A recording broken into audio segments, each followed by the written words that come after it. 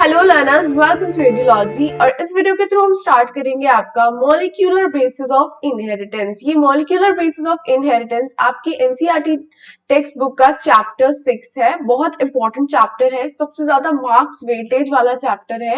यानी कि चाहे 5 मार्क्स का क्वेश्चन है, 3 मार्क्स का क्वेश्चन है, 2 मार्क्स का क्वेश्चन है, इसमें जरूर आते हैं। प्लस अगर आप नीट की प्रिपरेशन कर रहे हैं तो 4 मार्क्स के क्वेश्चन इसमें से बन के आपके लिए जरूर आएंगे, क्योंकि यहाँ पे बहुत इंपॉर्टेंट चैप्टर है ये। इसे मैं जेनेटिक सेकंड कहती हूँ, क्योंकि यहाँ पे देखो जेनेटिक फर्स्ट में हमने प्रिंसिपल पढ़े इनहेरिटेंस और वेरिएशन के, ठीक। अब यहाँ पे जेनेटिक सेकंड में मॉलिक्यूलर बेसिस ऑफ इनहेरिटेंस क्या है, मतलब यहाँ पे हम और ज्यादा डीपली डीएनए और आपका आरएनए की स्टडी करेंगे, राइट।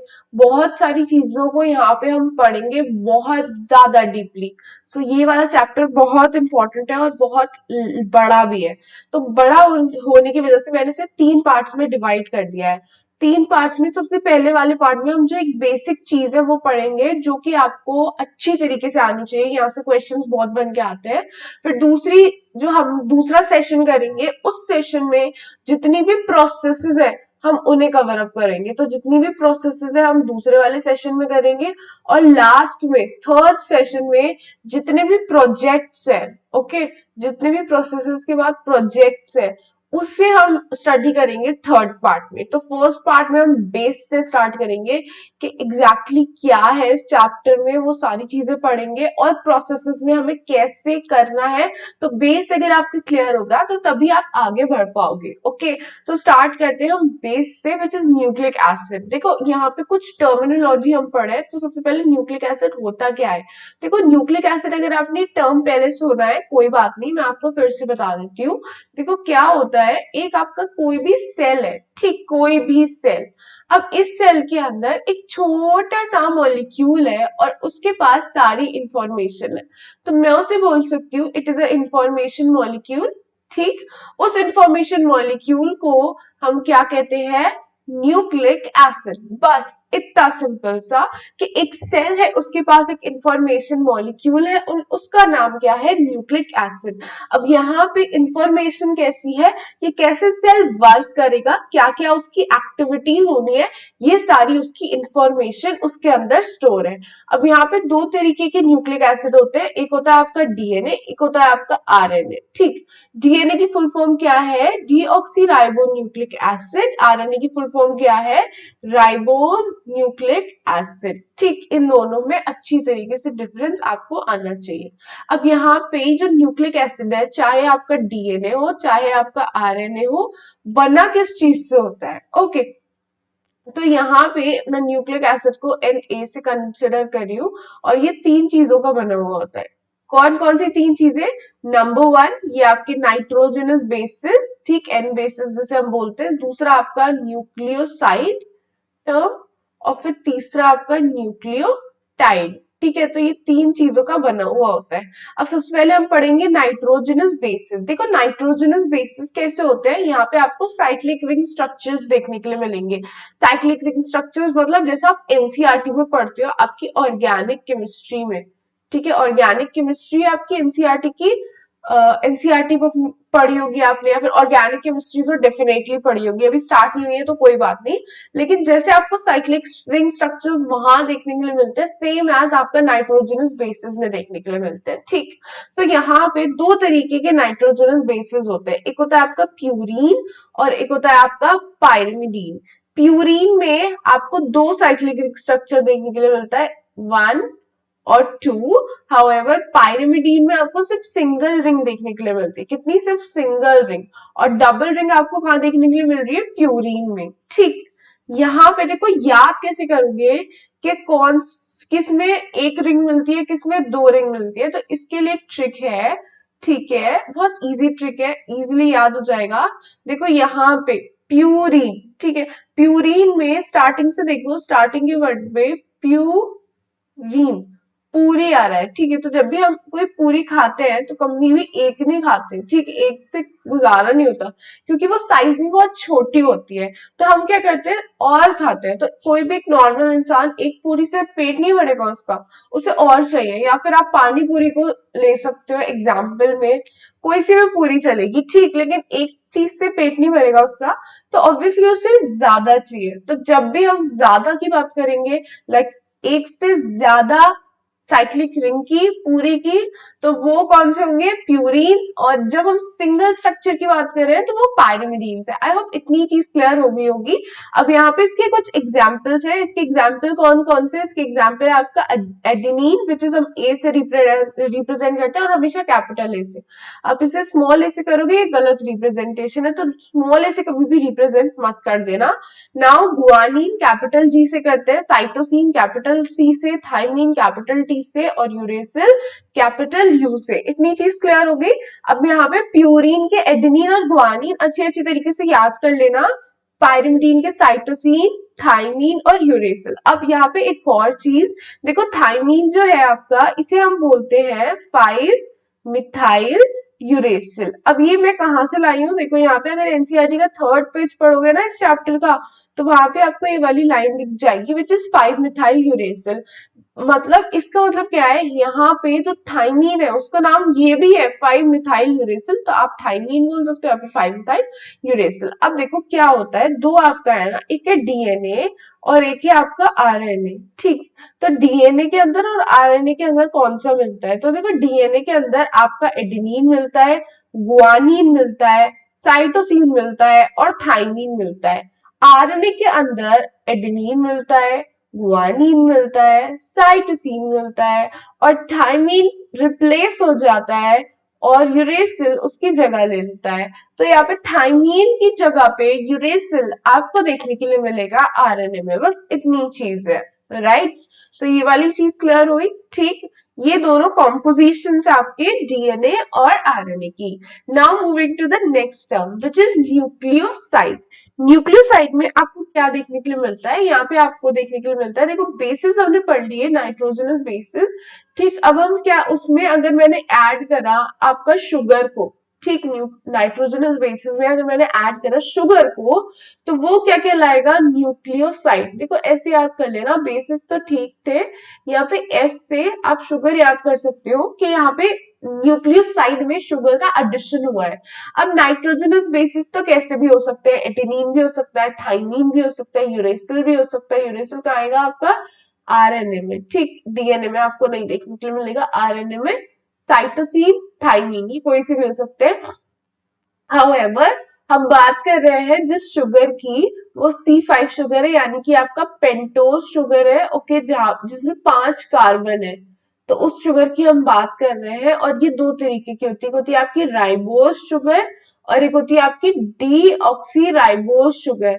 राइबोज शुगर आपको देखने के लिए मिलती है आरएनए में और डीऑक्सी राइबोज शुगर आपको देखने के लिए मिलती है डीएनए में, ठीक। स्ट्रक्चर कैसा दिखता है राइबोज शुगर का और डीऑक्सी राइबोज शुगर का, तो देखो ये C5 कार्बन वाली रिंग है, तो यहाँ पे कैसे होगा 1 2 3 4 5, ठीक, ऐसे कार्बन अटैच्ड होंगे। अब यहाँ पे 3rd पोजीशन पे आपका OH ग्रुप अटैच्ड है, 3rd पोजीशन पे, ठीक। और यहाँ पे अगर आपका देखें तो 3rd पोजीशन पे सेम 1 2 3, तो 3rd पोजीशन पे आपका H ग्रुप अटैच्ड है। तो यहाँ पे सिर्फ H ग्रुप अटैच्ड होगा, ऑक्सीजन एब्सेंट होगा, उसे हम बोलेंगे डीऑक्सी राइबोज शुगर। डीऑक्सी क्यों, एब्सेंस है यहाँ पे ऑक्सीजन की, ठीक। और अगर मैं बात करूं राइबोज शुगर की, तो राइबोज शुगर में आपको क्या देखने के लिए मिल रहा है, वहीं पे C3 पोजीशन पे आपको देखने के लिए मिल रहा है एक OH ग्रुप, C3 पोजीशन, ठीक है। न्यूक्लियोटाइड क्या होता है, न्यूक्लियोटाइड में यहाँ पे आपको शुगर और बेस के साथ साथ यहाँ पे आपको फॉस्फेट ग्रुप भी देखने को मिलता है, यानी कि आपका फॉस्फेट का मॉलिक्यूल P से जिसे हम रिप्रेजेंट करते हैं। तो यहाँ पे देखो क्या होगा आपका कार्बन 2 पोजीशन पे, तो आपका अटैच होगा बेसिस, ठीक है। तो कार्बन 1 हो जाएगी, कार्बन 2 हो जाएगा, ठीक है। यहाँ पे सॉरी ये 1 होगा, ठीक, ये O है, ओके। ये कार्बन फर्स्ट पोजीशन पे कार्बन की बेस अटैच हो जाएगा, यहाँ पे O अटैच होगा। जब हम इसका पूरा साइक्लिक स्ट्रक्चर बनाएंगे ना, तो इसका कुछ ऐसा स्ट्रक्चर बनेगा, ठीक। और यहाँ पे C जो है ये C5 कार्बन है, ये C4 कार्बन है, ये C3 कार्बन है, ये C2 कार्बन है और C1 कार्बन है। ठीक है, तो ये एग्जैक्टली कुछ ऐसा दिखेगा। समझ में आ गया? अब मैं इसमें ऐड नहीं कर रही हूं, मैं इसमें ऐड कर दे रही हूँ ताकि क्लियरली समझ में आ जाए कि एग्जैक्टली चल क्या रहा है। यहाँ पे फॉस्फेट, यहाँ पे C3 कार्बन के साथ आपका OH ग्रुप अटैच होगा और बेस में आप एडेनिन को मैं ऐड कर लेती हूँ। तो देखो ये वाला C5 कार्बन है, ठीक है, इसकी यहाँ पे C1 पोजीशन पे आप देख सकते हो, यहाँ पे C1 पोजीशन पे मैंने एडेनिन अटैच करवाया है यानी कि बेस। ठीक, C आपकी C3 पोजीशन पे अटैच करवाया है OH और यहाँ पे C5 पोजीशन पे 4 के बाद C5 है ये और इसके साथ अटैच्ड है फॉस्फेट का मॉलिक्यूल। तो कुछ ऐसे अटैच होता है आपका न्यूक्लियोटाइड। तो जब बेसिस होंगे खाली तो उन्हें हम बोलेंगे नाइट्रोजनस बेसिस। उसके बाद अगर जो बेसिस के साथ शुगर जुड़ जाएगी उसे बोलेंगे न्यूक्लियोसाइड और अगर शुगर के साथ बेस के साथ फॉस्फेट जुड़ जाएगा तो उसे हम बोलेंगे न्यूक्लियोटाइड। आई होप इतनी चीज अच्छे तरीके से क्लियर होगी। ठीक, अब हम आगे चलेंगे और इस जो पूरा न्यूक्लियोटाइड है, पॉलीन्यूक्लियोटाइड यानी कि बहुत सारे न्यूक्लियोटाइड, पॉली मीन्स मेनी, तो इसे अच्छी तरीके से कंसिडर करेंगे। और ये आपकी किसका डायग्राम है? एनसीईआरटी का। नहीं देखा तो अच्छे तरीके से देख लेना एनसीईआरटी में। ठीक, तो यहाँ पे आपको इस वाले डायग्राम में आपको दो देखने के लिए मिल रही है रिंग्स। ठीक है, तो ये आपको डाइपॉलीन्यूक्लियोटाइड देखने के लिए मिल रहा है। हालांकि नीचे की तरफ बहुत सारे लाइक चेन्स में आपको देखने के लिए मिलेंगे नीचे और इसके ऊपर पूरा आपका न्यूक्लियोटाइड्स के स्ट्रक्चर। ठीक, तो यहाँ पे C1 पोजीशन पे आपको देखने के लिए मिल रहा है एक नाइट्रोजनस बेस। तो कोई भी हो सकता है, एडेनिन हो सकता है, गुआनिन हो सकता है, साइटोसिन हो सकता है और यूरेसिल हो सकता है। मैंने यहाँ पे थाइमिन कंसिडर क्यों नहीं करा? क्योंकि यहाँ पे ना मुझे OH ग्रुप दिख रहा है और ये OH ग्रुप मुझे ये बता रहा है कि ये आपका RNA है। क्या है? RNA। तो इसलिए मैंने यहाँ पे U कंसिडर करा है, T कंसिडर नहीं करा क्योंकि T का आता है आपका DNA में। ठीक, तो इसलिए यू कंसिडर मैं यहाँ पे करके चल रही हूँ। अब यहाँ पे हम ना आगे जाएंगे तो यहाँ पे हमें देखने के लिए मिल रहा है C1 कार्बन से नाइट्रोजनस बेस अटैच्ड है। कौन से बॉन्ड से? एन ग्लाइकोसिडिक लिंकेज से, या फिर आप बोल सकते हो एन ग्लाइकोसिडिक बॉन्ड से। तो इस बॉन्ड से आपका C1 कार्बन से नाइट्रोजनस बेस अटैच्ड है। ठीक, C3 पोजीशन पे चलते जहाँ पे OH ग्रुप अटैच्ड है। ये OH ग्रुप आपको अटैच देखने के लिए मिलेगा नॉर्मल बॉन्डिंग के साथ। ठीक है, फिर आपका C5 कार्बन फॉस्फेट मॉलिक्यूल के साथ जो अटैच्ड है वो अटैच्ड है आपका फॉस्फोएस्टेरिक बॉन्ड से। तो दो वर्ड्स है, फॉस्फोएस्टेरिक और ये थर्ड वर्ड है आपका बॉन्ड। बॉन्ड तो इलेक्ट एक ही हो गया। ठीक, तो यहाँ पे ये चीज आपको देखने के लिए मिलती है। फिर यहाँ पे आओ, देखो यहाँ पे जो ऑक्सीजन का मॉलिक्यूल है वो फॉस्फेट के साथ अटैच्ड है विद अ बॉन्ड, जिस बॉन्ड को हम बोलते हैं फॉस्फो डाई, मतलब दो स्टेरिक बॉन्ड। तो यहाँ पे तीन वर्ड है, 1 2 3 और यहाँ पे दो वर्ड है 1 2। तो इसे अच्छी तरीके से याद करो। देखो 1 2 फॉस्फोस्टेरिक बॉन्ड आपका C5 और फॉस्फेट के मॉलिक्यूल के साथ मिलता है। हाउएवर जो आपका ऑक्सीजन और फॉस्फेट बॉन्ड बनाते हैं जिसे हमने डैश लाइन से शो करा है, वो जो बॉन्ड बनाते हैं which is phospho diesteric bond. I hope इतनी चीज क्लियर होगी। हम मूव करेंगे डीएनए और आरएनए मॉलिक्यूल के डिफरेंस पे। तो देखो डीएनए मॉलिक्यूल लाइक ये आपका जेनेटिक मटेरियल आपको हर ऑर्गेनिज्म में देखने के लिए मिलता है, ऑल ऑर्गेनिज्म में। ठीक है, हाउएवर आरएनए जो है सिर्फ आपका कुछ वायरसेस में आपको देखने के लिए मिलता है जिसका पहला नाम है आपका क्यूबी बैक्टीरियोफेज। ठीक, क्यूबी बैक्टीरियोफेज में आपको देखने के लिए मिलता है as a virus, like as a genetic material.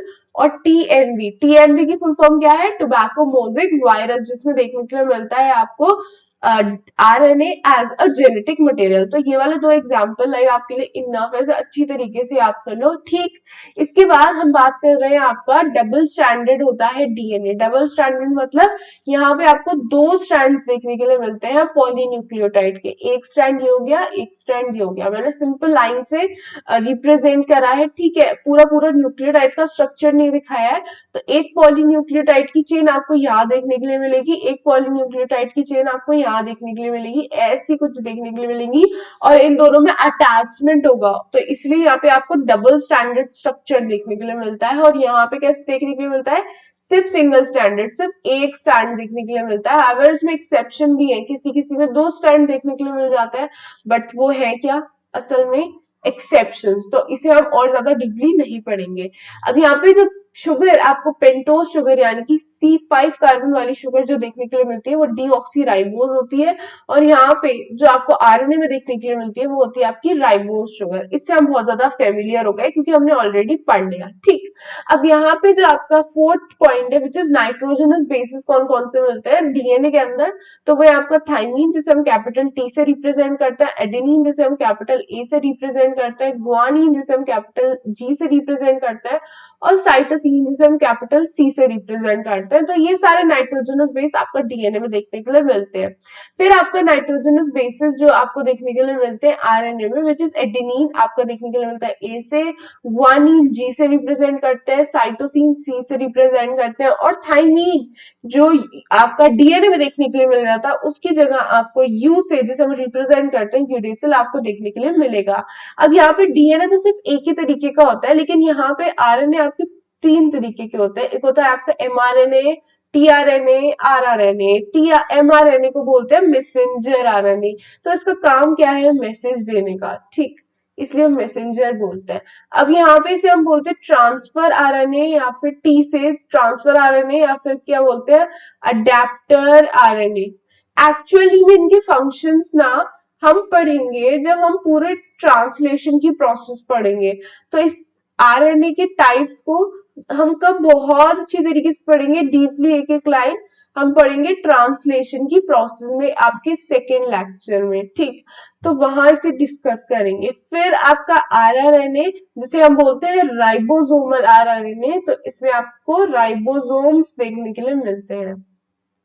Okay, क्या होते हैं राइबोसोम्स, वही अच्छी तरीके से पढ़ लेंगे।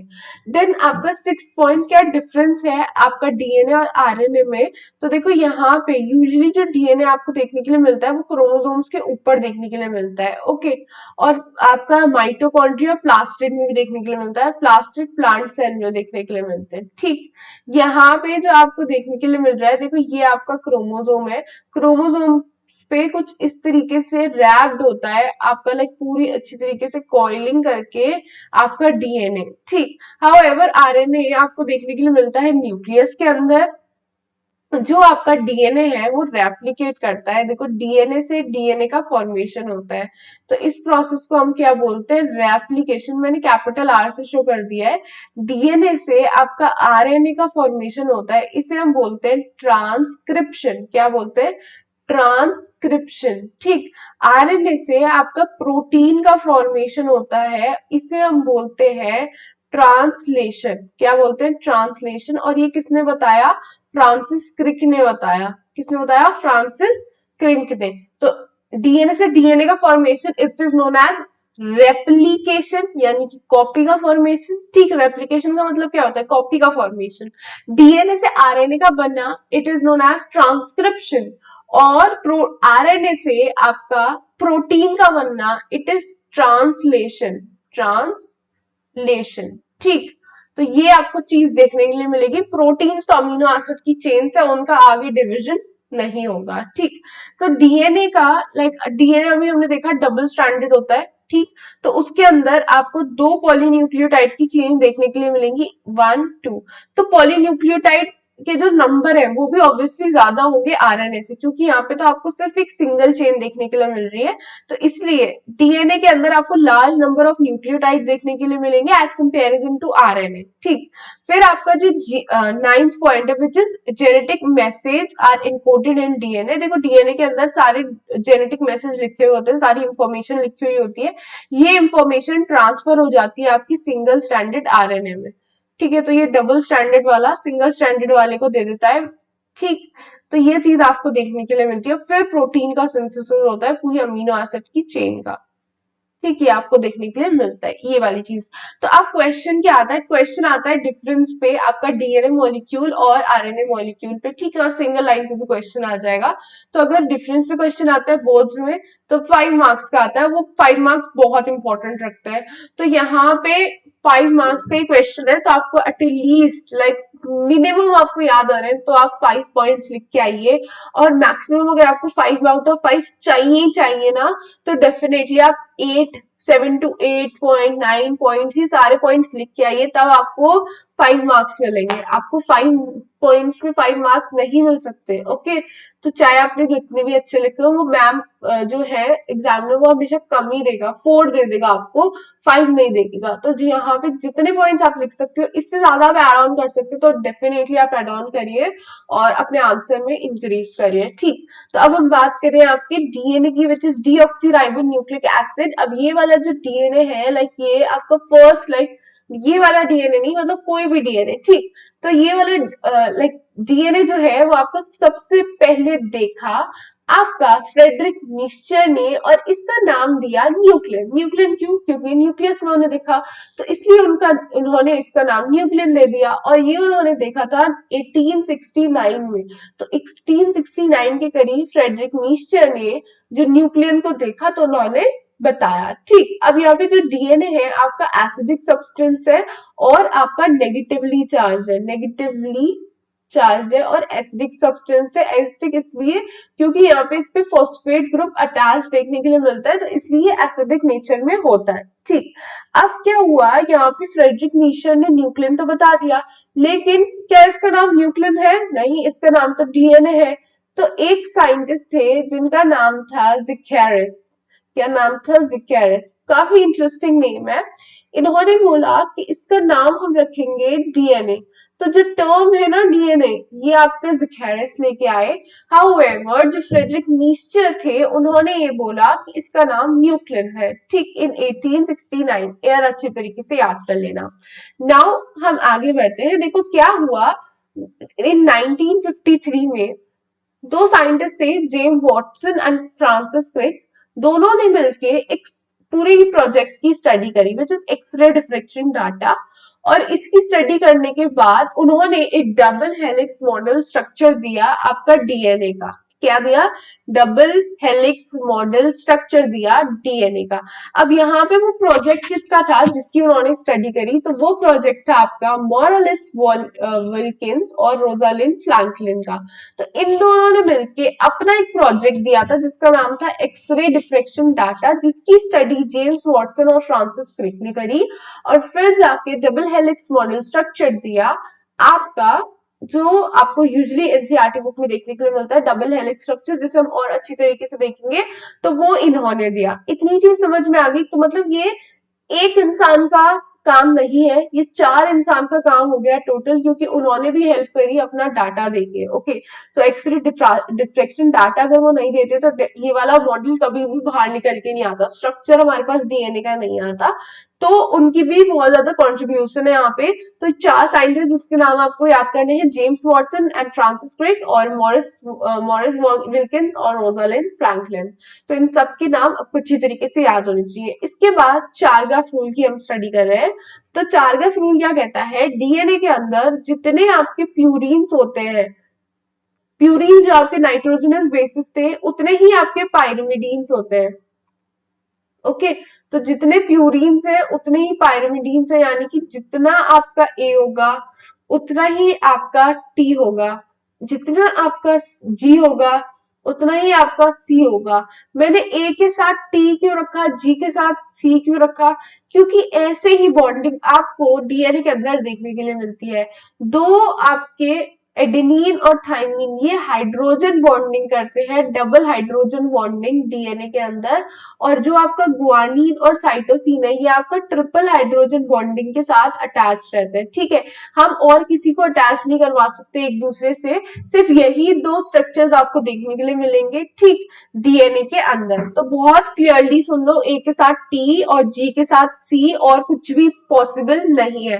ठीक, तो जितना प्यूरिन से उतना पायरिमिडीन। तो ये रेशियो, ये वाला फॉर्मूला इन्होंने दिया, which is adenine plus guanine upon cytosine plus thymine is equals to, मतलब जितना प्यूरिन है उतना पायरिमिडीन। ठीक है, तो इस पे हम एक क्वेश्चन कर लेते हैं। देखो यहाँ पे क्या है, एक डीएनए आपके पास, और उस डीएनए में आपके पास 20% ऑफ अमीनो एसिड एडेनिन है, यानी कि आपका ए वाला बेस पेयर।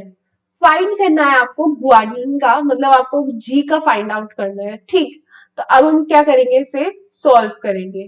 तो देखो यहाँ पे एडेनिन हमारे पास दे रखा है 20%, तो जितना एडेनिन होगा उतना ही तो ग्वानिन होगा, क्योंकि यहाँ पे आपको डबल हाइड्रोजन बॉन्डिंग देखने के लिए मिलती है। तो A is equals to 20% and T is equals to 20%। ठीक, तो यहाँ पे एडेनिन प्लस थाइमीन कितना हो गया आपका 40%। मैंने इसे क्यों बोला, लाइक टोटल ये दोनों चीजें आपकी कितनी हो गई 40%। ठीक, अब यहाँ पे टोटल कितना होता है किसी भी लाइक परसेंटेज में 100, तो 100 में से अगर मैं 40 माइनस कर दूं 40%, तो ये मेरे पास निकल के आ गया 60%। ठीक है, अब ये 60% में किस किस का परसेंटेज है, ग्वानिन का और साइटोसिन का। ठीक है, दोनों का ही है ना, ग्वानिन का और साइटोसिन का। तो अब हम क्या कर रहे हैं, ग्वानिन का और साइटोसिन का परसेंटेज हमें निकालना है। तो देखो यहाँ पे चाहे आपका ग्वानिन हो और आपका साइटोसिन, तीनों लाइक दोनों आपके 3 हाइड्रोजन बॉन्डिंग से अटैच रहते हैं। कितने से, 3 हाइड्रोजन बॉन्डिंग के साथ। तो जितना ग्वानिन होगा उतना ही साइटोसिन होगा, एग्जैक्टली इक्वल। ओके, यहाँ से मैंने इक्वल का साइन रिप्रेजेंट करा है, ना कि हाइड्रोजन बॉन्डिंग का। तो एग्जैक्टली इक्वल होगा, तो मैं क्या कर सकती हूँ, G plus C is equal to 60% है। ठीक, तो यहाँ पे मैं इसे कंसिडर कर सकती हूँ G plus G is equal to 60%। क्यों, क्योंकि यहाँ पे G और C मैंने इसलिए बोला क्योंकि एग्जैक्टली उसका इक्वल होगा। ठीक, 2G इज इक्वल टू 60%। ठीक, G इज इक्वल टू 30%। इतनी मैथमेटिक्स हम सबको आती है। ठीक, 2 से डिवाइड कर लेंगे 30 आ जाएगा। तो हमारे जो आंसर है ना वो यही आंसर है कि जी का परसेंटेज कितना होगा 30। आप ये सोच रहे होंगे बहुत बड़ा क्वेश्चन है, नहीं ये क्वेश्चन बहुत बड़ा नहीं है। आपकी हैबिट होगी, आपको प्रैक्टिस होगी, तो इस सिर्फ एक लाइन में भी आप क्वेश्चन कर सकते हो डायरेक्टली। देखो मैं आपको करके बताती हूँ। देखो यहाँ पे हम सॉल्व करेंगे, हमारे पास एडेनिन गिवन है 20%। ठीक, एडेनिन और ग्वानिन इक्वल हो गए, तो adenine plus adenine is equal to हम लिख सकते हैं 40%। आप ब्रैकेट में लिख देना T is equal to A। ठीक, फिर आपका दूसरा है लाइक आपका 100 में से आप माइनस करोगे 40%, तो आपके पास आएगा 60%। ठीक, फिर आपका ग्वानिन प्लस ग्वानिन हो जाएगा आपका 60%। आंसर आपके पास आ जाएगा ग्वानिन 30%। ठीक, ब्रैकेट में बस ये लिख देना guanine is equal to cytosine. बस इतना सा क्वेश्चन है आपका। ठीक है, और कंपटीशन में आता है, कंपटीशन में तो आप डायरेक्टली ऐड कर लोगे, कोई इतनी बड़ी बात नहीं है। ठीक, और फिर बस आपका आंसर आ गया, आपने टिक किया, हो गया आपका क्वेश्चन। तो आपको ये समझ में आया कि चार ग्राफ रूल को एग्जैक्टली यूज कैसे करना है, डीएनए का किस तरीके का क्वेश्चन आता है। ओके, तो कुछ इस तरीके से आपको सॉल्व करना है चार ग्राफ रूल को। अब हम स्टडी कर रहे हैं आपका साइलेंट फीचर्स ऑफ डीएनए, और ये अगर साइलेंट फीचर्स की बात करूं तो आपके एग्जाम में 5 मार्क्स का क्वेश्चन आता है साइलेंट फीचर्स का। ठीक, 5 मार्क्स बहुत इंपॉर्टेंट रखते हैं। तो silent feature number 1 silent feature है आपका डीएनए का। देखो डीएनए जो बना हुआ होता है वो आपका 2 पॉलीन्यूक्लियोटाइड की चेन से बना हुआ होता है, 2 पॉलीन्यूक्लियोटाइड की चेन। ठीक, तो यहाँ पे डबल स्टैंडर्ड है। अब यहाँ पे वाला जो स्ट्रक्चर है इसे अच्छी तरह देखो, ये मेरा हैंड रिटन स्ट्रक्चर है। ठीक है, हाँ हैंड ड्रॉन स्ट्रक्चर है। तो यहाँ पे ना आपको शुगर देखने के लिए मिल रही है। ठीक, और शुगर के साथ पी से रिप्रेजेंट करा है मैंने फॉस्फेट के मॉलिक्यूल को, और अंदर की तरफ आपको बेस देखने के लिए मिल रहा है। तो शुगर और फॉस्फेट ये तो आपका बैकबोन बनाते हैं, मतलब पूरी बैकबोन कुछ इस तरीके की देखने के लिए मिलती है ना ह्यूमंस के अंदर। तो बैकबोन जो है वो आपके डीएनए की वो कौन बनाता है, शुगर का मॉलिक्यूल और फॉस्फेट का मॉलिक्यूल दोनों मिलके, और अंदर की तरफ आपको बेसेस देखने के लिए मिलते हैं। अब देखो यहाँ पे ना 2 हाइड्रोजन बॉन्डिंग है, मतलब ये एक हो सकता है ए और एक हो सकता है टी। ठीक है, फिर दूसरे वाले में आपको 3 देखने के लिए मिल रही है, तो ग्वानिन और साइटोसिन हो सकता है, और यहाँ पे हो सकता है टी और ए।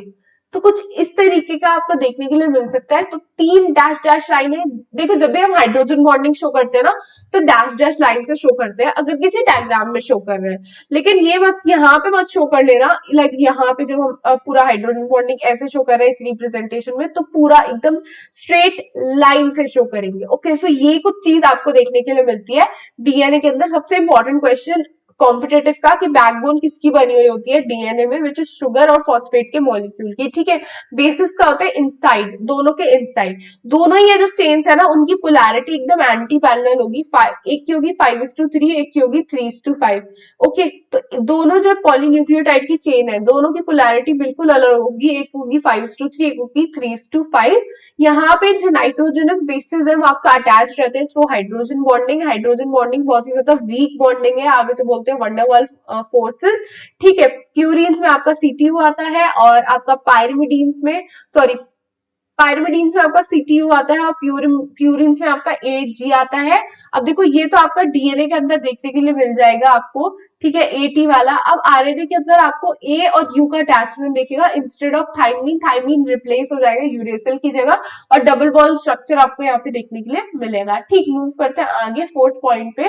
देखो यहाँ पे जितने भी आपकी ये जो चेन्स है वो कॉइल्ड होती है ना राइट हैंडेड फैशन, एक राइट हैंडेड फैशन में ये सारी चीजें कॉइल होती है। साथ ही साथ जो इसका ये पूरा जो डबल हेलिक्स स्ट्रक्चर आपको यहाँ पे देखने के लिए मिल रहा है ना, इसकी एक पिच में, एक पिच मतलब 2 आपके राउंड हो जाएंगे, 1 2, ठीक है, 1 2, और यहाँ पे एक पिच में आपको अप्रोक्स 10 बेस पेयर देखने के लिए मिलते हैं। कितने? 10 बेस पेयर। और ये जो 10 बेस पेयर है ना, इनकी लेंथ कितनी होती है अगर हम मेजर करें, तो हम मेजर करेंगे, मैं एंगस्ट्रॉम में मेजर कर रही हूँ, विच इज 34 एंगस्ट्रॉम। मैं आपको ये बता देती हूँ, देखो एक एंगस्ट्रॉम में आपका 10 की पावर -1 नैनोमीटर होता है, ठीक। तो यहाँ पे आप इसे कन्वर्ट कर लेना नैनोमीटर में एग्जाम में, अगर आपसे नैनोमीटर में क्वेश्चन पूछ रहा है तो। हाउएवर एंगस्ट्रॉम में याद करो, क्योंकि एंगस्ट्रॉम में जब हम याद करते हैं ना, तो ज्यादा इजी रहता है हमारे लिए, ठीक। तो एंगस्ट्रॉम में अगर आपको नैनोमीटर में इजी लगता है तो डेफिनेटली आप नैनोमीटर में याद कर सकते हैं, कोई भी प्रॉब्लम नहीं है, जिसमें आपको कंफर्टेबल हो। ओके, तो 34 आपका जो साइज है वो एक पिच का साइज है, जिसमें आपको अप्रोक्स 10 बेस पेयर मिलते हैं। 10 बेस पेयर चेंज नहीं होंगे, एकदम फिक्स्ड, बहुत फिक्स्ड अमाउंट है, ठीक। ये चीज आपको देखने के लिए मिलती है। अब यहाँ पे दो ये जो बेस पेयर है, इनके बीच का डिफरेंस कितना होगा, तो इसके बीच का डिस्टेंस होगा आपका 3.4 एंगस्ट्रॉम। कितना? 3.4 एंगस्ट्रॉम, जो कि आपको देखने के लिए मिलेगा। अगर आपको चेंज करना तो आप नैनोमीटर में कर सकते हैं। ये दोनों ही जो आपकी स्टैंड्स है, दोनों ही जो चेन्स है ना, ये एक दूसरे के ऊपर ऐसे अटैच होती है, और बीच में हाइड्रोजन बॉन्डिंग है ना, जो इसकी स्टेबिलिटी को और बढ़ाती है।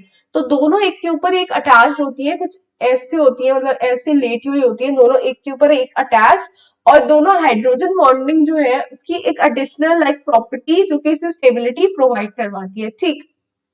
इसके बाद पैकेजिंग कैसे देखने के लिए मिलती है आपको डीएनए की, तो देखो यूकेरियोट्स और प्रोकैरियोट्स दो आपके तरीके के ऑर्गेनिज्म होते हैं। प्रोकैरियोट्स मतलब सिंपल ऑर्गेनिज्म, जिनमें बहुत ज्यादा सिंपल स्ट्रक्चर्स आपको देखने के लिए मिलते हैं। सिंपल ऑर्गेनिज्म, इनके पास कोई भी न्यूक्लियस ऐसा नहीं होता।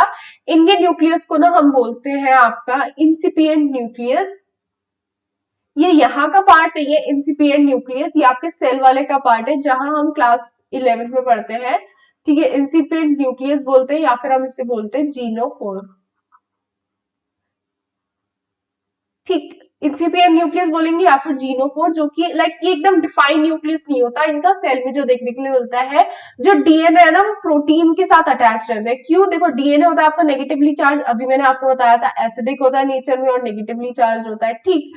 साथ ही साथ जो प्रोटीन होते हैं वो हमेशा पॉजिटिवली चार्ज होती है ज्यादातर, ठीक। तो पॉजिटिवली चार्ज प्रोटीन और negatively charge DNA opposite charge है, ऑब्वियसली क्या करेंगे, एक दूसरे को अट्रैक्ट करेंगे। ओके, और ये दोनों जिस रीजन में हेल्ड होते हैं, जिस रीजन में बंधे हुए होते हैं, उस रीजन को हम बोलते हैं न्यूक्लियोइड। क्या बोलते हैं? न्यूक्लियोइड, ठीक। अब यहाँ पे यूकेरियोट्स के अंदर जो कि कॉम्प्लेक्स स्ट्रक्चर्स जिनके अंदर देखने के लिए मिलते हैं, जैसे कि ह्यूमंस, आप इनका एग्जांपल ले सकते हो। तो यूकेरियोट्स के अंदर आपको डीएनए भी नेगेटिवली चार्ज देखने के लिए मिलेगा, लेकिन वो जो प्रोटीन्स है ना उनके आगे एक वर्ड आ जाएगा विच इज हिस्टोन। तो ये जो हिस्टोन प्रोटीन है ना ये पॉजिटिवली चार्ज है, और ये इनके अंदर ना अमीनो एसिड भर भर के मिलता है। और कौन से दो अमीनो एसिड, एक होता है आपका लाइसिन, एक होता है आपका आर्जिनिन। आर्जिनिन और लाइसिन इतना भर भर के मिलता है अमीनो एसिड कि ये इतना ज्यादा पॉजिटिवली चार्ज हो जाते हैं, और इन्हें हम बोलते हैं हिस्टोन प्रोटीन्स। अब ये हिस्टोन प्रोटीन्स अकेले नहीं मिलते, क्योंकि हम कॉम्प्लेक्स स्ट्रक्चर मिल रहे हैं पढ़ रहे हैं यूकेरियोट्स के अंदर, तो ये हिस्टोन प्रोटीन भी ना आपका 8 एक साथ देखने के लिए मिलते हैं। 8 मॉलिक्यूल्स की लाइक एक यूनिट बनती है, तो उस यूनिट को हम क्या बोलते हैं, हिस्टोन ऑक्टामर। ऑक्टामर क्यों, क्योंकि 8 है, ठीक। तो हिस्टोन ऑक्टामर वो बन जाता है, और ये हिस्टोन ऑक्टामर पे ना आपका डीएनए कॉइलिंग करता है। कैसे करता है इसे अच्छी तरीके से देख लेते हैं। देखो यहाँ पे कॉइलिंग कर रहा है, ये आपका हिस्टोन ऑक्टामर है, ठीक ठीक, और ये आपका डीएनए है। और डीएनए कैसा होता है आपका नेगेटिवली चार्ज, हिस्टोन प्रोटीन्स आपकी पॉजिटिवली चार्ज है। तो ये आपका नेगेटिव हो गया, ये आपका पॉजिटिव हो गया। अब देखो यहाँ पे इस स्ट्रक्चर को हम क्या बोलते हैं, पूरे स्ट्रक्चर को हम बोलते हैं न्यूक्लियोसोम। और एक न्यूक्लियोसोम में आपका अप्रोक्स 200 बेस पेयर आ जाते हैं डीएनए हेलिक्स के। कितने, 200 बेस पेयर। 200 बेस पेयर मतलब आपका जो ए टी जी सी था ना, ये लगभग 200 इन नंबर। तो इतना आपको देखने के लिए मिलेगा एक न्यूक्लियोसोम में। ये फिक्स नंबर है, ये चेंज नहीं होगा, ठीक, एकदम फिक्स्ड है, डिक्लेयर्ड है, कभी भी इसमें चेंज नहीं आएगा। तो यहाँ पे आपको देखने के लिए मिलते हैं 200 बेस पेयर। अब न्यूक्लियस के अंदर जो आपको एक रिपीटेड स्ट्रक्चर देखने के लिए मिलता है वो है आपका क्रोमैटिन, ठीक है। और ये आपकी थ्रेड लाइक कलर्ड बॉडीज आपको देखने के लिए मिलती है, क्रोमैटिन। अब ये जो क्रोमैटिन है इसके आप क्रोमैटिन फाइबर्स होते हैं। तो क्रोमैटिन फाइबर्स जिन्हें हम बोलते हैं नॉन हिस्टोन क्रोमोसोमल प्रोटीन्स। ये नॉन हिस्टोन क्रोमोसोमल प्रोटीन्स दो तरीके की होती है, एक होती है आपकी यूक्रोमैटिन और एक होती है आपकी हेट्रोक्रोमैटिन। यूक्रोमैटिन जो है वो आपकी ट्रू, जिसे हम बोलते हैं ट्रू क्रोमैटिन, और हेट्रोक्रोमैटिन जो है ये आपकी फॉल्स भी कह सकते हैं, बट यहाँ पे आपको डिफरेंट देखने के लिए मिलेगा। हेट्रोक्रोमैटिन, यू का मतलब ट्रू होता है, ये अच्छी तरीके से याद करना। तो देखो ध्यान से सुनो, इसका डिफरेंस अगर याद करना है तो देखो, अगर जो चीज ट्रू है, सच्ची है, वो कैसी होगी, एक्टिव होगी ऑब्वियसली। एक्टिव क्रोमैटिन जिसे हम बोलेंगे, बहुत ही हल्की सी स्टेन होगी, बहुत ज्यादा गंदी आपको देखने के लिए नहीं मिलेगी। लाइट कलर्स बहुत अच्छे होते हैं, तो लाइट स्टेन्स, ठीक है। कौन होगी आपकी ट्रू क्रोमैटिन, बहुत ज्यादा लूजली पैक्ड होगी, बहुत ज्यादा घिची पिची नहीं होगी, आराम से पैक्ड होगी लूजली, तो वो आपका यूक्रोमैटिन है, यानी कि ट्रू क्रोमैटिन फाइबर, ठीक। आपका हेट्रोक्रोमैटिन में आपको देखने के लिए मिलेगा बहुत डेंसली पैक्ड, बहुत घिचा पिचा, बहुत ज्यादा डार्कली स्टेन, बहुत ही ज्यादा ब्लैक और बहुत डार्क ब्राउन कलर आपको देखने के लिए मिलेगा, ओके। और इनएक्टिव क्रोमैटिन होगा, मतलब वो वर्क करने वाला क्रोमैटिन नहीं है, इनएक्टिव है, ठीक। तो ये एक बेसिक डिफरेंस था जो कि 3 मार्क्स का आपके लिए आता है। तीनों पॉइंट्स आपको अच्छी तरीके से लिख के आने, ठीक। इंक्रीज करके लाइक इट इज पूरा लाइन बना के, फिर it is densely packed, it is darkly stain, right. खाली डार्कली स्टेन मत लिख के आ जाना, ताकि अच्छे से 3 मार्क्स मिल जाए। तो ये वाली चीज आई होप क्लियर होगी। तो अब यहाँ पे कुछ स्ट्रक्चर जो आपको देखने के लिए मिल रहा है न्यूक्लियोसोम्स का, तो यहाँ पे आपको 1 nucleosome, 2 nucleosome, 3 nucleosome, 4 nucleosome, 5 nucleosome, like बहुत लाइन से मिल रहे हैं। H1 प्रोटीन हिस्टोन देखने के लिए मिल रहा है, और आपको डीएनए देखने के लिए मिल रहा है जो कि इस पे कॉइल्ड हुआ है। तो देखो, क्योंकि ये कॉम्प्लेक्स स्ट्रक्चर है ना, तो इसमें हमें और ज्यादा कॉम्प्लेक्सिटी देखनी पड़ेगी अभी, क्योंकि देखो ये जो लिंक है डीएनए है, डीएनए की जो कॉइलिंग है ना आपका हिस्टोन ऑक्टामर के ऊपर, वो ऐसे ही नहीं हो जाती है। वो जो कॉइलिंग है वो होती है 1.75 राउंड, ठीक है। तो मतलब कैसे, जैसे ये अगर आपका न्यूक्लियोसोम है, ठीक, तो यहां से आपका डीएनए आएगा, एक राउंड लगाएगा, और फिर एक राउंड के बाद यहाँ पे जाके वो इसे छोड़ देगा। तो एक राउंड के बाद उसने बस इतना जो एक्स्ट्रा लगाया ना, उसे हम कंसिडर करते हैं 3/4 या फिर 1.7 या फिर 0.75, ठीक। तो ये पूरी चीज को हम क्या बोलते हैं, लाइक इसका पूरा राउंड। तो अगर एक न्यूक्लियोसोम में 200 बेस पेयर है, ठीक, ये वाली चीज तो समझ में आ गई होगी। अब अगर एक न्यूक्लियोसोम में 200 बेस पेयर से एक न्यूक्लियोसोम बन रहा है, तो एक बेस पेयर में लाइक 1/200, ठीक। तो अगर मुझे फाइंड आउट करने हैं कि कितने किस में न्यूक्लियोसोम मिलेंगे, तो मैं क्या कर सकती हूँ, इनटू कर दूंगी 1/200 का, जितने भी बेस पेयर उस ऑर्गेनिज्म में मिल रहा है, तो टोटल नंबर ऑफ न्यूक्लियोसोम निकल के आ जाएंगे, ठीक। तो यहाँ पे ह्यूमंस के अंदर 6.6 इंटू 10⁹ बेस पेयर मिलते हैं, तो इसका मैंने इंटू करा 1/200 में, तो मेरे पास आंसर आ गया 3.3 इंटू 10⁻7 न्यूक्लियोसोम्स, ठीक। सेम एज आप फाइंड आउट कर सकते हो इकोलाई के लिए, हम यहाँ पे फाइंड आउट कर लेते हैं। देखो हम क्या करेंगे, 1/200 का इंटू कर देंगे नंबर ऑफ बेस पेयर से, 4.6 इंटू 10⁻6, ठीक। दो है, ये दो कट जाएंगे, 4 हो जाएंगी, 2 से जाएगा 2.3, तो आंसर क्या आएगा आपके पास 2.3 इंटू 10⁻4 न्यूक्लियोसोम, ठीक है। पूरा नहीं लिख रही मैं, इतना आपके पास आंसर आ जाएगा। ऐसे ही आप अदर ऑर्गेनिज्म में भी कर सकते हैं। अगर आपको लेंथ निकालनी है कि कितने लेंथ का है आपका डीएनए, तो आप क्या कर सकते हो, length is equal to 0.34 nanometre, कितना 0.34 नैनोमीटर, और जितने भी बेस पेयर है अगर वो गिवन है वो रख दो, नाइट्रोजनस बेसिस गिवन है नंबर के वो रख दो, या फिर न्यूक्लियोसाइड रखना है तो वो रख दो।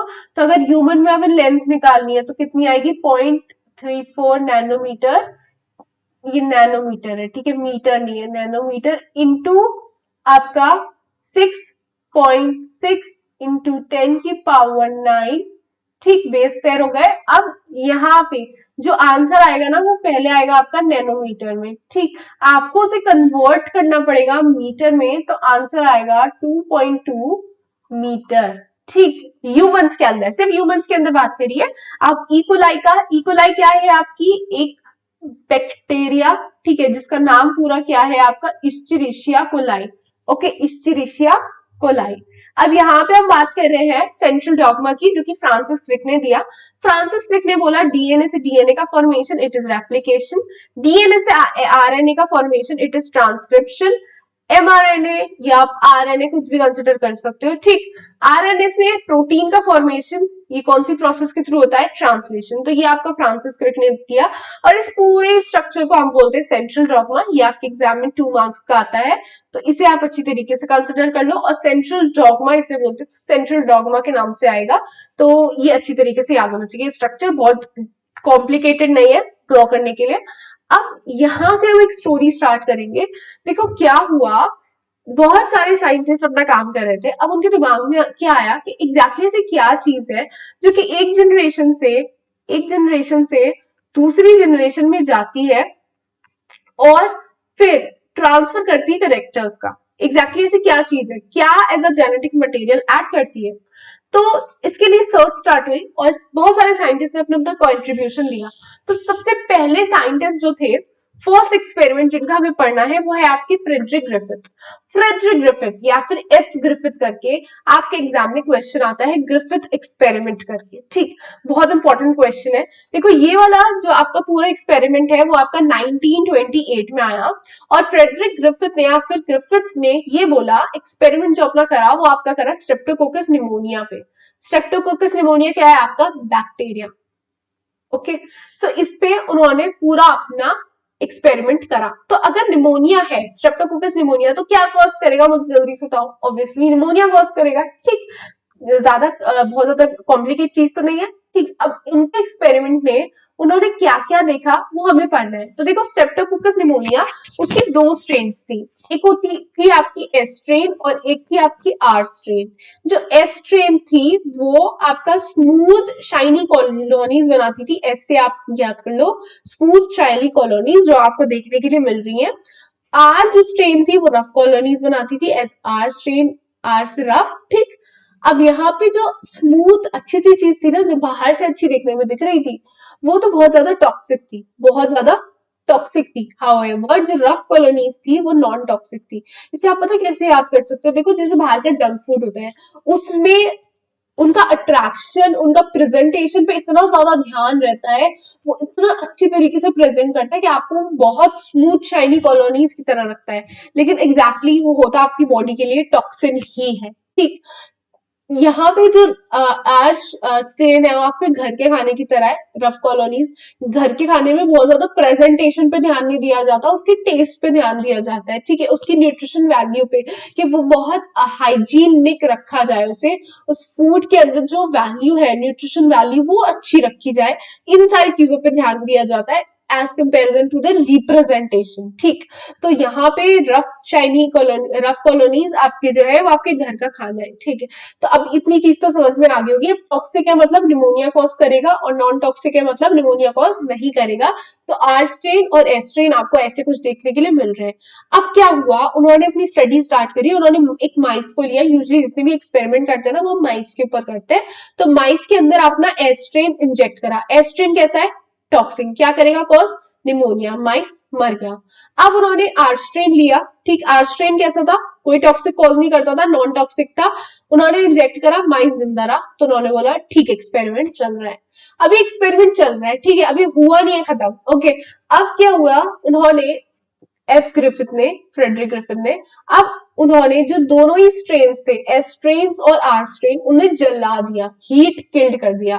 फिर उन्होंने एस्ट्रेन लिया और हीट किल्ड वाला माइस के अंदर इंजेक्ट करा, माइस जिंदा रहा। तो इससे क्या पता चलता, उन्होंने बोला कि जब मैंने हीट किल्ड करा ना तो एस्ट्रेन मर गया, तो इसलिए माइस जिंदा है। क्योंकि अगर एस्ट्रेन जिंदा रहता, एस्ट्रेन वाला बैक्टीरिया, तो क्या होता, माइस मर जाता। क्यों, किसकी वजह से, निमोनिया की वजह से, ठीक। लेकिन वो जिंदा रहा। फिर उन्होंने क्या करा, जो आपका एस स्ट्रेन हीट किल्ड था उसे आर स्ट्रेन, जो आर स्ट्रेन बिल्कुल नॉर्मल वाला था, हीट किल्ड वाला नहीं, बिल्कुल नॉर्मल वाला, उसे इंजेक्ट करा माइस के अंदर, दोनों को मिक्स करके। तो उन्होंने ये देखा कि माइस मर गया। माइस पर अब क्यों मरा, उन्होंने बोला कि आर स्ट्रेन तो नॉन टॉक्सिक था, ठीक है, और एस स्ट्रेन भी कॉज नहीं करवा रहा था कुछ भी। तो ऐसा क्या हुआ जो अब माइस मर गया। तो यहाँ पे उन्होंने बोला कि कोई ऐसी चीज है जो एस स्ट्रेन से निकल के आर स्ट्रेन में आ रही है, एस स्ट्रेन मरे हुए वाले स्ट्रेन में से निकल के आर स्ट्रेन में आ रही है, और आर स्ट्रेन को ना वायरुलेंट बना रही है। क्या बना रही है, वायरुलेंट, मतलब वो टॉक्सिक हो जाए नेचर में और निमोनिया कॉज करने लगे, ठीक। तो उन्होंने एग्जैक्टली क्या देखा अपने एक्सपेरिमेंट में, कि एक living organism transforms and change it's physical form.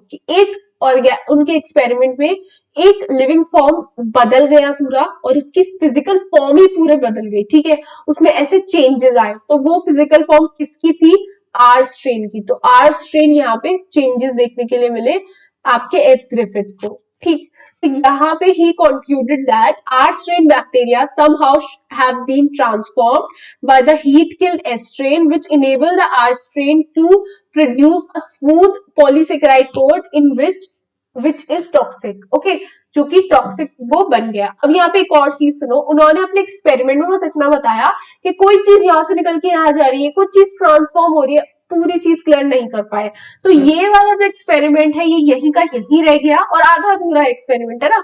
बस ये समझ में आ रहा है कि हाँ कोई चीज ट्रांसफर हो रही है, कोई चीज ट्रांसफर हो रही है, लेकिन एग्जैक्टली क्या चीज ट्रांसफर हो रही है ये हमें नहीं पता चला।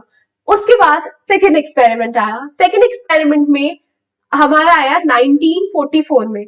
फ्रेडरिक ग्रिफिथ ने अपना एक्सपेरिमेंट करा था 1928 में, ठीक, ईयर मेंशन है, ठीक। तो 1928 पे और 1944 में दूसरा एक्सपेरिमेंट आया। उन्होंने ये बोला अवेरी मैक्लियोड एक मैकार्टी, ये तीनों साइंटिस्ट ने मिलके अपना एक्सपेरिमेंट करा। अपना एक्सपेरिमेंट क्या, ग्रिफिथ को एक्सपेरिमेंट को रिपीट करा, ताकि वो एग्जैक्टली ये ट्रांसफॉर्मिंग सब्सटेंस है क्या, ऐसी क्या चीज है जो एस स्ट्रेन से निकल के आर स्ट्रेन में आ रही है और वायरुलेंट बना रही है, आपके आर स्ट्रेन को ये पता लगा पाए।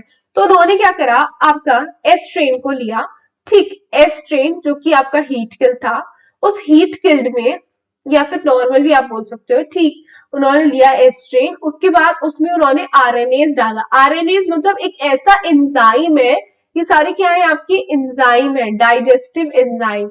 ये एंजाइम ऐसे है कि आरएनएस है ना, तो आरएनए को वहां पे अच्छी तरीके से खा जाएगा, ठीक है। तो एस स्ट्रेन लिया, ठीक, और उसमें आरएनए को खाने वाला भेज दिया, तो आरएनए यहाँ से एब्सेंट हो जाएगा। और फिर उन्होंने इंजेक्ट करा, तो उन्हें उन्होंने फिर क्या करा, आर स्ट्रेन के साथ इसे मिक्स करा। पहले उन्हें जो प्रोडक्ट मिला उसमें आरएनए एब्सेंट होगा, क्यों? क्योंकि आरएनए लिया है। फिर उन्होंने आर स्ट्रेन का जो प्रोडक्ट है उसके साथ मिक्सअप करा और फिर अपना एक्सपेरिमेंट स्टार्ट करा। तो इस बार उन्होंने क्या देखा फर्स्ट केस में कि आपका माइस क्या हुआ, माइस मर गई क्योंकि यहाँ पे आरएनए हटा है। ठीक, अब दूसरे केस में उन्होंने एस्ट्रिन लिया प्लस करवाया यहाँ पे प्रोटीएजेस। प्रोटीएजेस मतलब यहाँ पे प्रोटीन अब सेल में नहीं दिखेगी क्योंकि प्रोटीन सारी वो एंजाइम वो बैक्टीरिया वो सब खा जाएगा। ठीक है, वो अच्छी तरीके से डाइजेस्ट हो जाएगा। प्रोटीन प्रोटीन आपको सेल में देखने के लिए नहीं मिलेगा। ठीक, तो अब क्या हुआ, आर स्ट्रेन के साथ मिक्स करवाया, फिर एक्सपेरिमेंट करा, फिर देखा तो यहाँ पे प्रोटीन जो थी वो लाइक एब्सेंट थी, तो माइस अभी भी मर रहा था।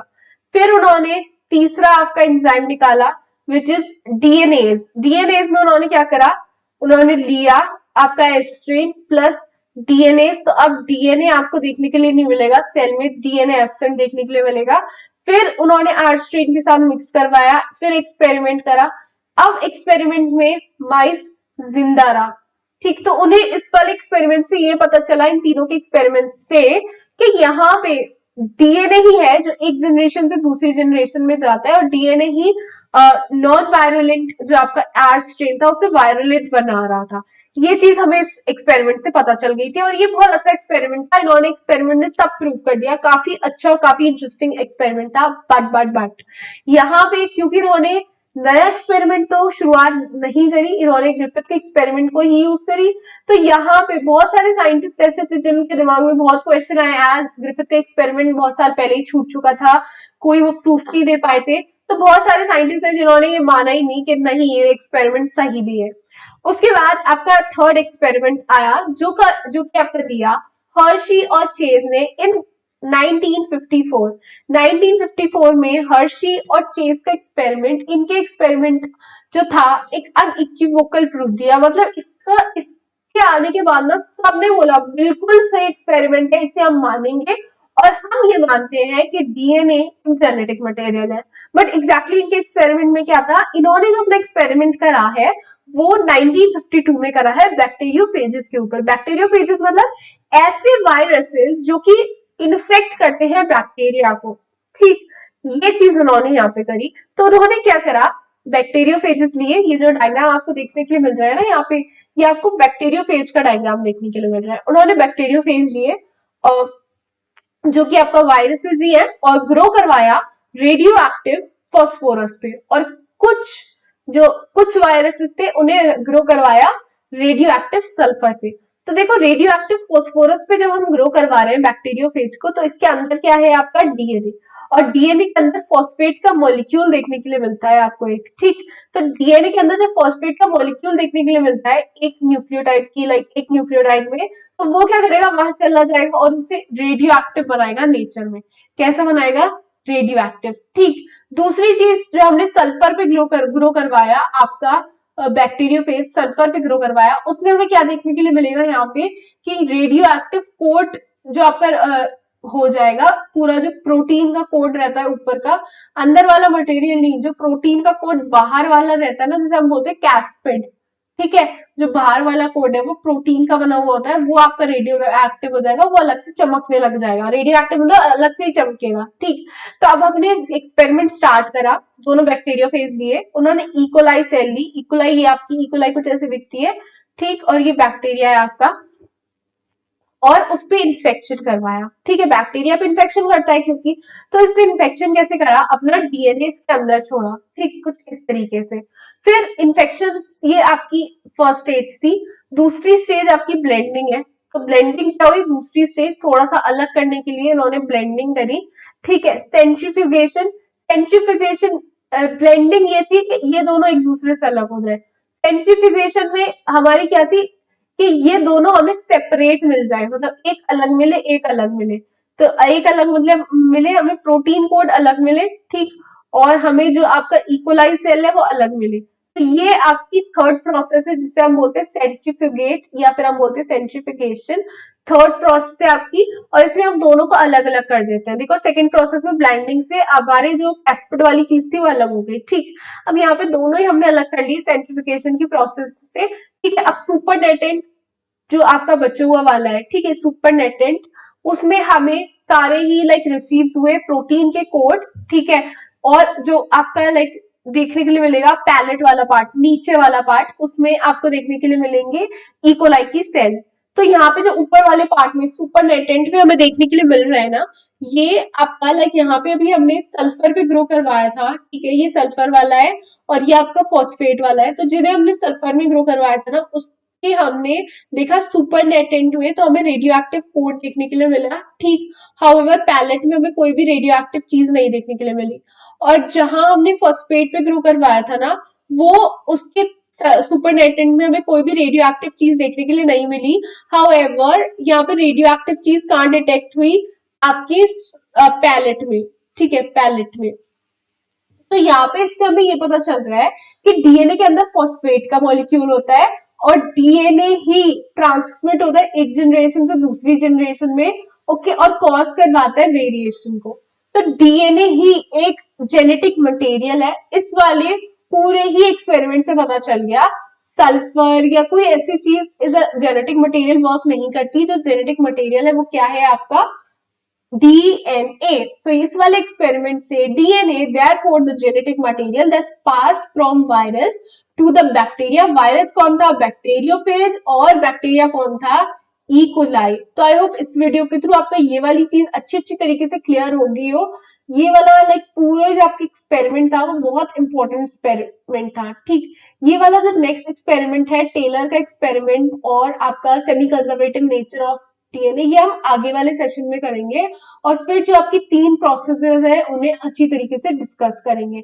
आई होप आज का सेशन आपको अच्छा लगा हो। तो प्लीज इसे टेलीग्राम ऐप का लिंक आपको डिस्क्रिप्शन बॉक्स में मिल जाएगा, जहां से आप टेलीग्राम ऐप को ज्वाइन कर सकते हैं और डिस्कशन ग्रुप पे अपने लाइक कमेंट्स या फिर कोई भी अपडेट्स आपको वहां पे मिल जाएंगे। Thank you for watching this session. मैं मिलती हूँ आपसे नेक्स्ट पार्ट में, जब हम स्टडी करेंगे मॉलिक्यूलर बेसिस ऑफ इनहेरिटेंस।